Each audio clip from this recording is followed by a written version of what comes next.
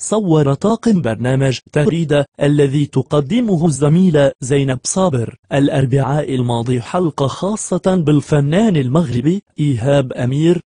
وشهدت هذه الحلقة حضور عدد من الضيوف والنجوم المغاربة، كان أبرزهم المنشط الإذاعي محمد بوصفيحة الملقب بمومو، والفنان نزار أيديل، والكوميديين صويلح وحمزة الفيلالي وغيرهم من النجوم.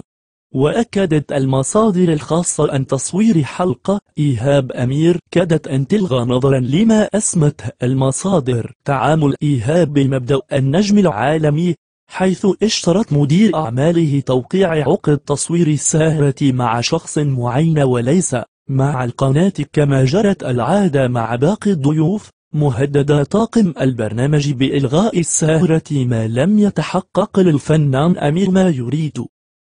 وتضيف المصادر أن سبب هذا المشكل هو مدير أعمال إيهاب الذي قيل عنه أنه لا يفقه شيء في الأمور القانونية الخاصة بحقوق التصوير، وأردف المصدر ذاته أنه بعد تدخلات ومجهودات كبيرة تمكن طاقم تغريدة الذي تشرف عليه الإعلامية المتميزة فاطمة الإفريقي من تصوير السهرة، والتي من المرتقب أن تجلب نسب مشاهدات كبيرة ومهمة للقناة الأولى.